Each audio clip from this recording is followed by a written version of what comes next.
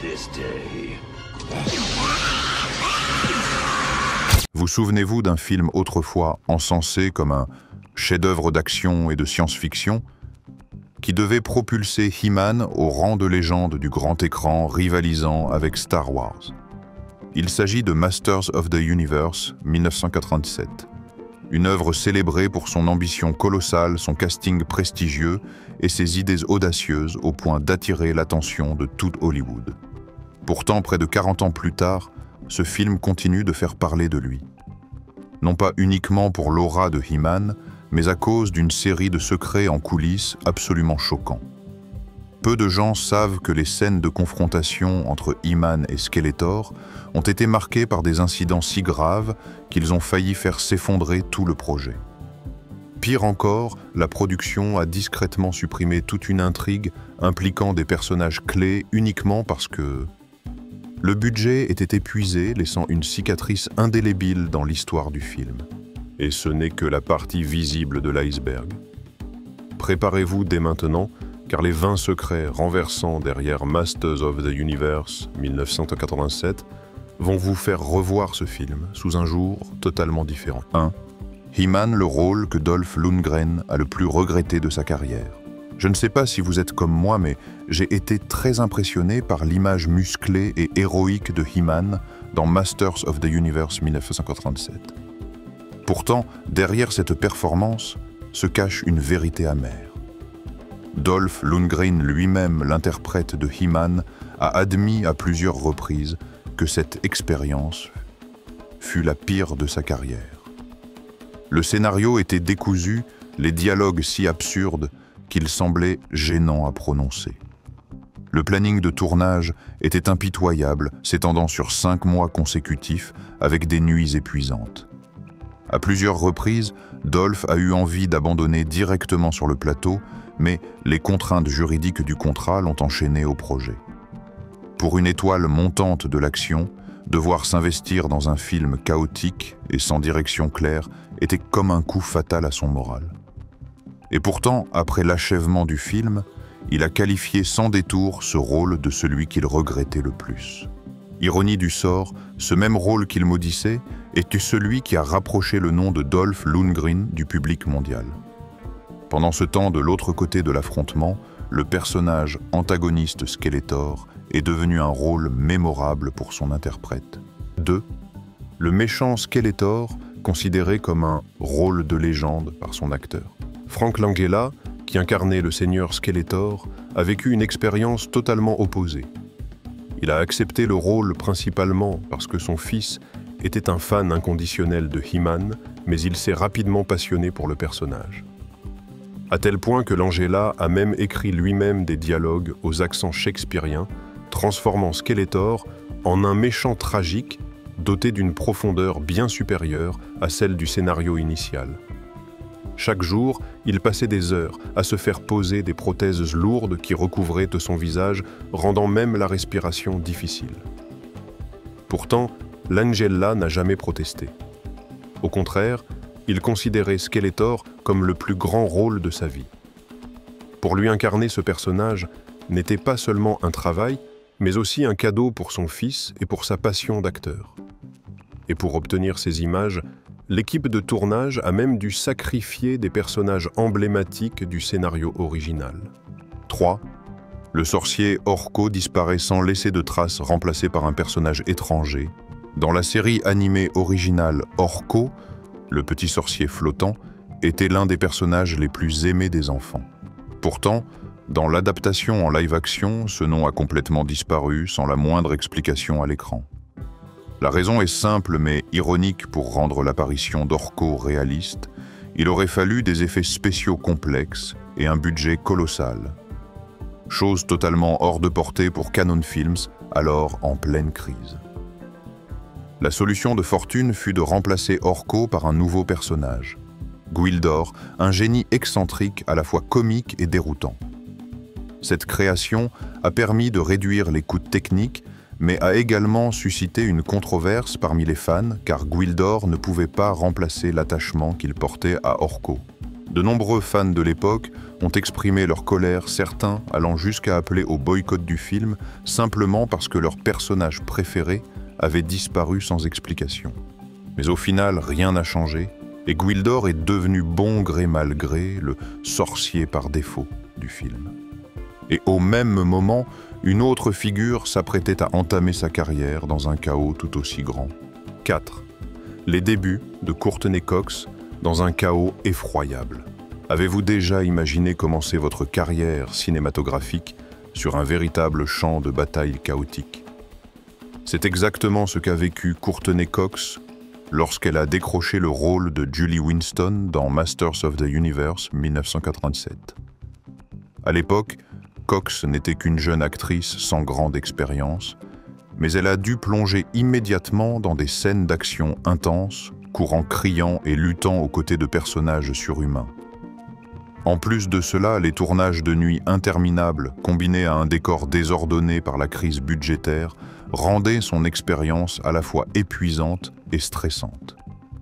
Pourtant, au milieu de tout ce chaos, Cox a achevé son rôle avec une détermination sans faille. Bien que le film n'ait pas connu le succès escompté, ce rôle a été un tremplin crucial pour sa carrière éclatante, notamment avec la série culte Friends. Et les contraintes imposées par Mattel, l'entreprise de jouets derrière la franchise, ont forcé l'équipe à prendre des décisions encore plus étranges. 5. L'armée de Skeletor. Transformée en machine à cause des règles sur les jouets. Un film d'action où le héros principal n'a pas le droit de tuer qui que ce soit. Cela vous semble-t-il paradoxal? C'est pourtant le casse-tête auquel l'équipe du film a été confrontée lorsque Mattel, détenteur des droits de He-Man, a imposé une règle stricte: ce héros musclé ne devait absolument pas tuer d'humains à l'écran. Pour contourner cette règle, le réalisateur Gary Goddard a été contraint de transformer toute l'armée de Skeletor en robots ou en soldats cyborgs. Ainsi, He-Man pouvait brandir son épée, frapper transpercée et abattre des hordes d'ennemis sans craindre d'être accusé de violence excessive. Cependant, cela a également réduit l'intensité des combats car le public ne voyait que des machines exploser ou se briser au lieu de ressentir un réel danger face à des adversaires de chair et de sang. Et pendant que les spectateurs s'interrogeaient sur ces détails, une autre histoire incroyable se déroulait lorsqu'un garçon de 13 ans a soudainement fait irruption dans le monde du cinéma. 6. Un garçon de 13 ans propulsé directement dans un blockbuster. En 1987, au cœur du tournage chaotique de Masters of the Universe, un événement exceptionnel s'est produit. Richard Sponder, un garçon de seulement 13 ans, a remporté un concours national organisé par Mattel pour les fans de He-Man. La récompense n'était ni de l'argent ni des jouets, mais une chance unique d'apparaître dans ce blockbuster très attendu. Il a été conduit sur le plateau grimé avec un costume étrange pour incarner un personnage secondaire nommé Pig Boy. À l'écran, Pig Boy n'apparaît que brièvement remettant un bâton à Skeletor, mais ce moment fugace a suffi à faire de Richard une partie de l'histoire du cinéma. Des années plus tard, les fans continuent de citer cet épisode comme une preuve de l'improvisation et des surprises de ce projet. Mais cette anecdote insolite n'était pas la chose la plus étrange, car même la voix du personnage principal a failli être entièrement remplacée. 7. La voix de He-Man a failli être effacée et remplacée. Cela semble incroyable, mais même l'icône musclée qu'est He-Man a failli perdre sa voix authentique.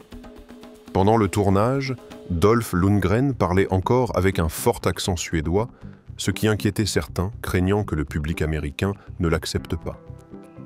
Cannon a même envisagé d'engager un autre acteur pour doubler toutes ses répliques.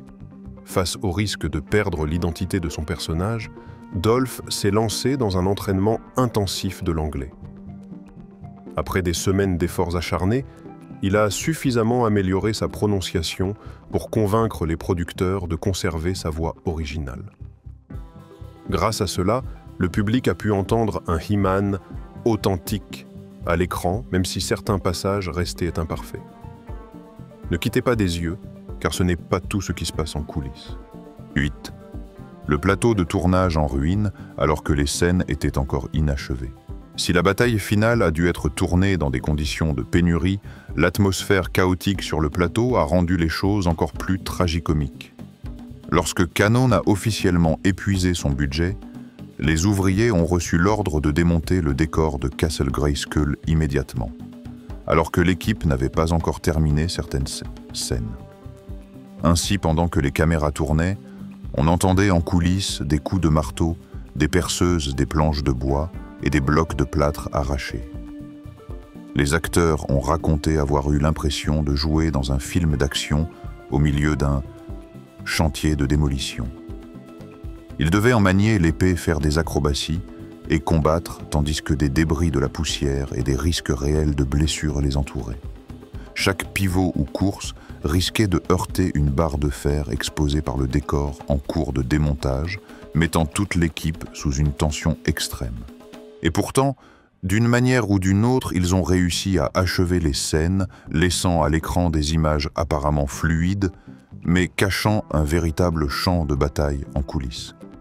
Et les problèmes de l'équipe ne s'arrêtaient pas, cela. 9.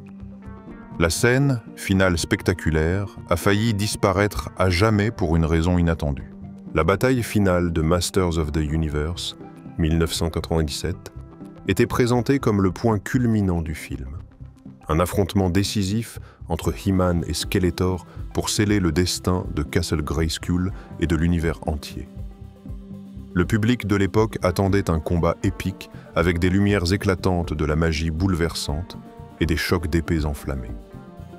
Mais saviez-vous que derrière cette grandeur se cachait une tragédie de production sans précédent?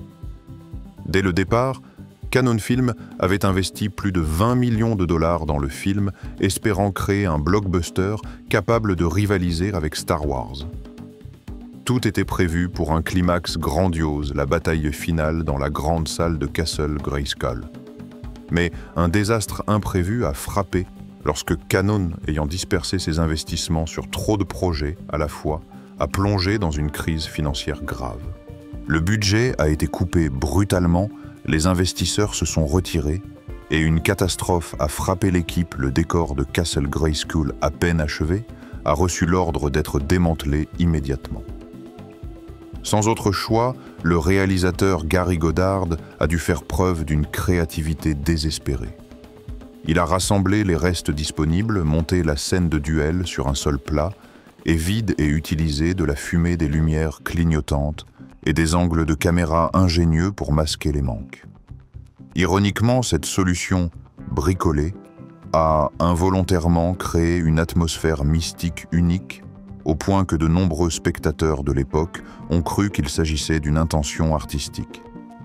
Et malgré toutes ces contraintes, le film a réussi à offrir une conclusion assez marquante pour rester gravé dans les mémoires. Et ce n'était qu'une partie de l'histoire, car même la musique âme d'un blockbuster n'a pas échappé à un destin tragique. 10. Une musique épique qui n'était qu'un assemblage hâtif. Vous souvenez-vous de la mélodie entraînante qui résonnait à chaque coup d'épée de He-Man? À l'écran, elle semblait être une ode héroïque capable d'élever le film au rang d'épopée cinématographique. Mais derrière ces notes grandioses se cachait une course contre la montre pleine de tension. Le compositeur Bill Conti, célèbre pour Rocky, n'a eu que très peu de temps pour composer toute la bande-son. Pire encore, le budget limité l'a empêché de mobiliser un orchestre symphonique d'envergure, le contraignant à travailler avec une formation réduite. Pour respecter les délais, Conti a dû réutiliser certains motifs musicaux, les assembler et les répéter dans différentes scènes. À la sortie du film, le public entendait bien les tambours rythmés et les cuivres majestueux, mais le manque de profondeur et de cohérence rendait la musique moins épique que ce que le scénario promettait. Une épopée musicale censée faire vibrer les salles s'est finalement réduite à un écho inachevé. Et à ce moment-là, Dolph devait encore affronter un nouveau défi, réaliser lui-même une série de cascades dangereuses au péril de sa vie. 11. Dolph a risqué sa vie pour des scènes dangereuses. Tout au long du tournage de Masters of the Universe, 1997, Dolph Lundgren n'a pas seulement porté le poids d'un rôle principal dans un scénario chaotique, il s'est aussi transformé en un véritable casse-cou. Il a refusé d'utiliser un cascadeur, insistant pour réaliser presque toutes les scènes d'action dangereuses des plongeons, à travers de vraies vitres, aux séquences où il chevauchait un overboard instable au milieu des flammes et des câbles emmêlés. Lors d'une scène de combat dans un entrepôt en feu, un morceau de bois enflammé a manqué de peu sa tête. Il a esquivé de justesse, évitant de graves brûlures.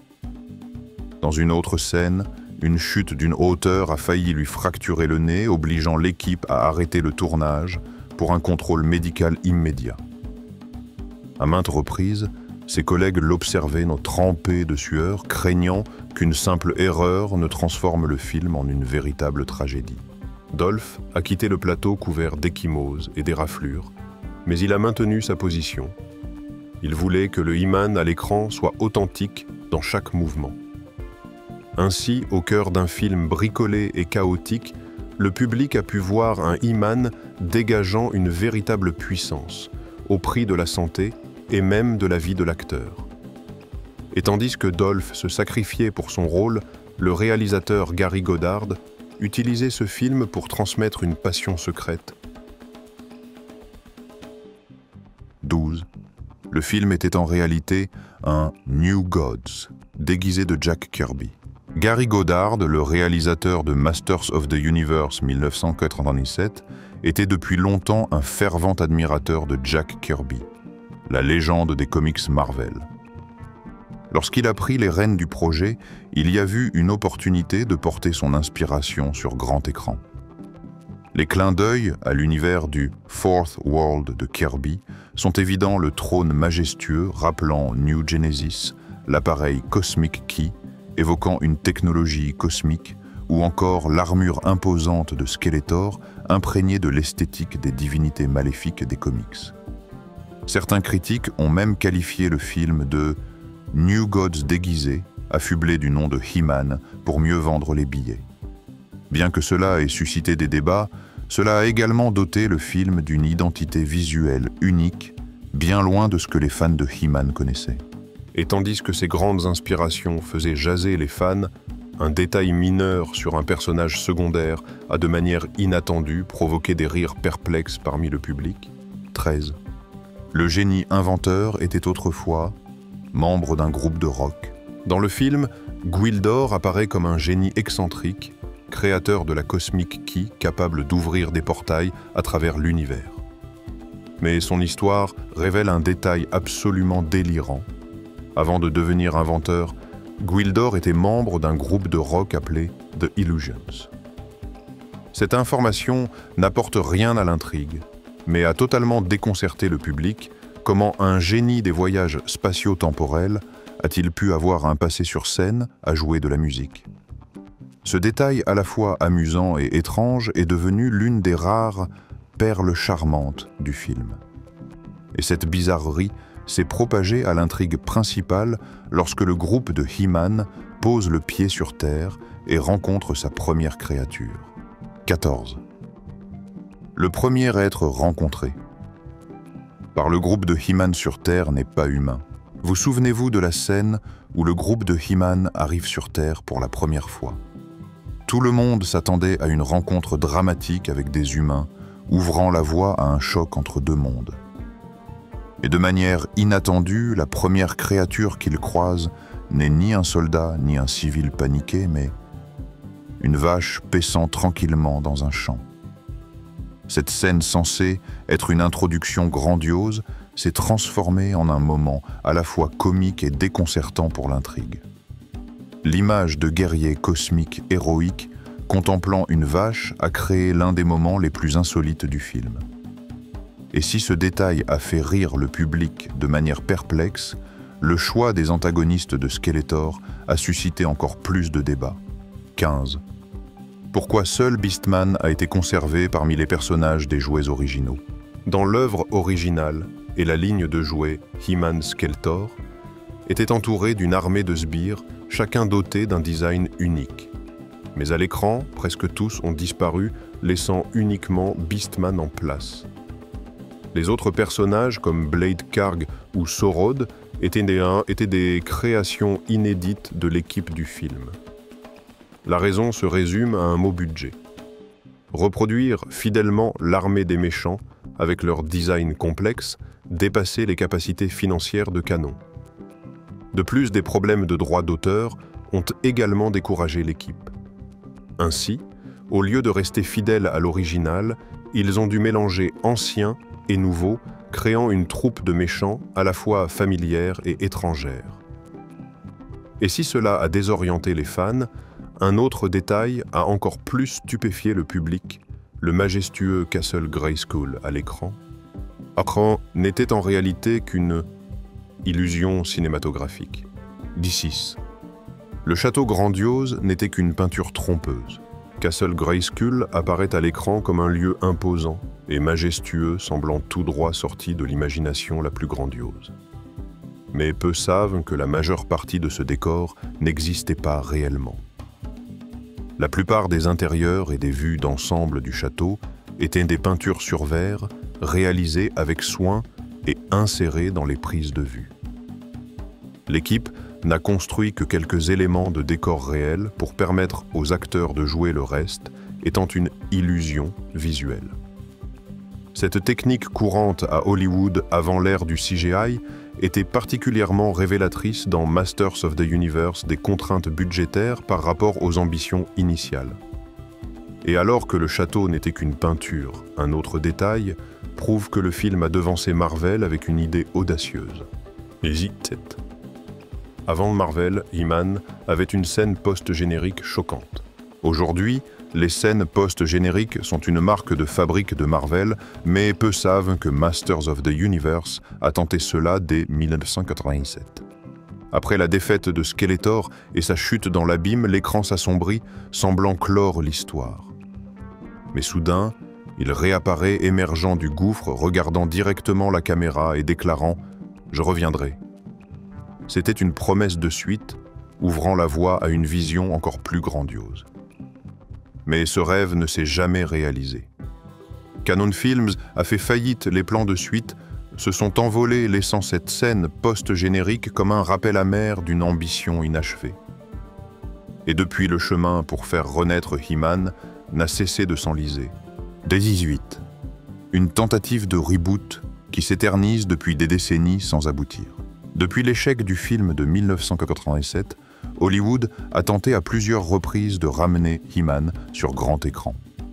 Des noms prestigieux comme John Wood Joel Silver ou Meg G ont été évoqués et les scénarios n'ont cessé d'être réécrits. Plus récemment, Netflix a annoncé un projet avec Noah Centineo dans le rôle de He-Man prévu pour être tourné à Prague. Mais tout s'est enlisé dans l'impasse. Les réalisateurs ont abandonné les financements, sont restés instables, les scénarios sans cesse remaniés. À chaque fois que les fans pensaient que He-Man allait renaître, le projet disparaissait dans le silence. Cette quête de reboot, qui s'étend sur des décennies, montre à quel point le destin de ce personnage est incroyablement chaotique.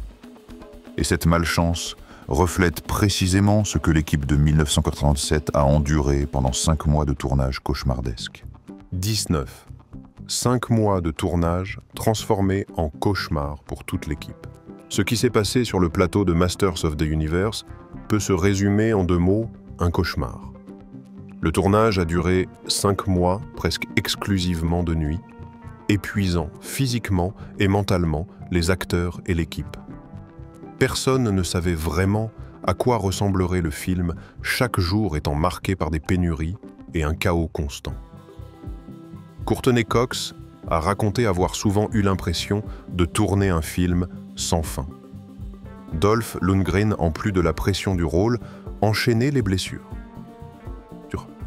en réalisant lui-même des cascades risquées.